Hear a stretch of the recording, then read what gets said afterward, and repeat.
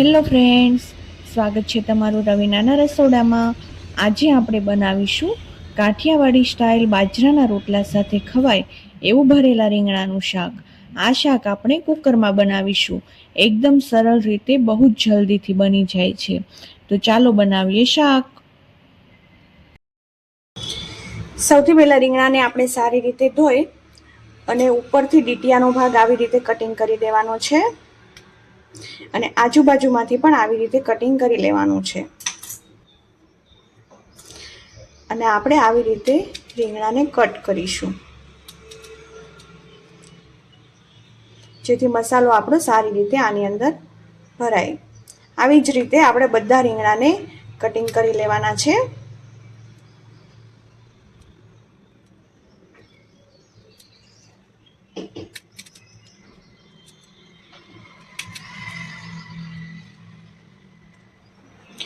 હવે કટિંગ કરેલા રીંગણાને આપણે એક બાઉલમાં પાણી લઈશું અને એમાં 1 ચમચી આપણે મીઠું નાખીશું। એની અંદર કટિંગ કરેલા રીંગણા આપણે એડ કરવાના છે જેથી રીંગણામાં થોડી પણ કડવાશ હોય ને તો એ નીકળી જાય અને આપણા રીંગણા કાળા પડતા નથી।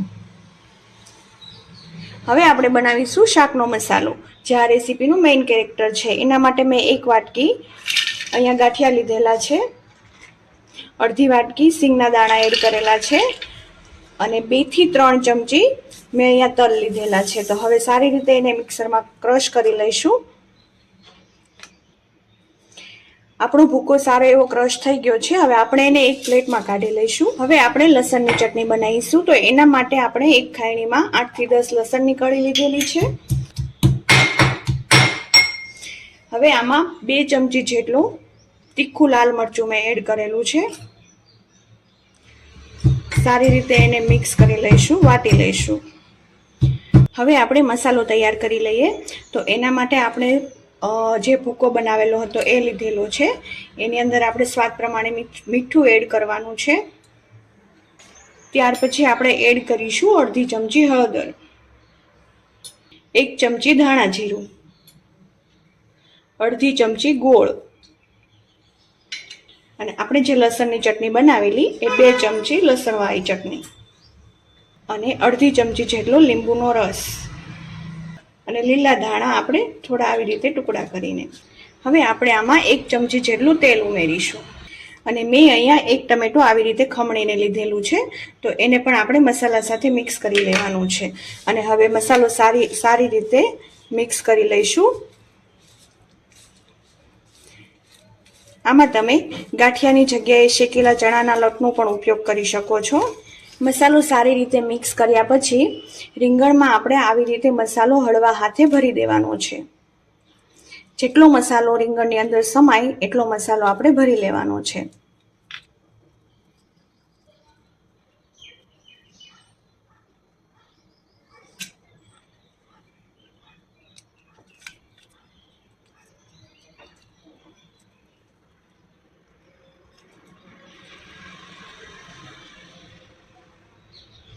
એક કુકરમાં આપણે 2 ચમચા જેટલું તેલ લઈ લીધું છે, એને આપણે ગરમ કરી લઈશું।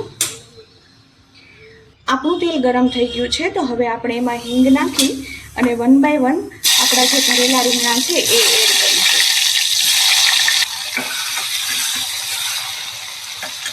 અને 5 મિનિટ સુધી આપણા રીંગણાને તેલમાં જ આવી રીતે ચડવા દેશું। વચ્ચે વચ્ચે ચમચાની મદદથી આપણે તેને હલાવતા રહીશું। આપણા રીંગણા સારા એવા તેલમાં કૂક થઈ ગયા છે। તો હવે આપણે આમાં એડ કરવાનું છે જે વધેલો મસાલો હતો એ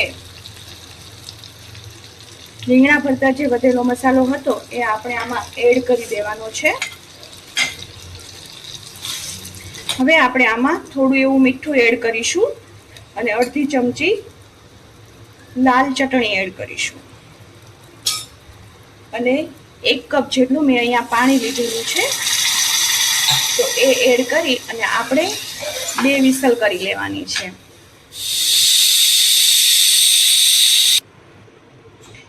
2 વિસલ થઈ ગઈ છે અને આપણું શાક સારું એવું ચડી ગયું છે। એની ઉપર આપણે ધાણા નાખી દઈશું।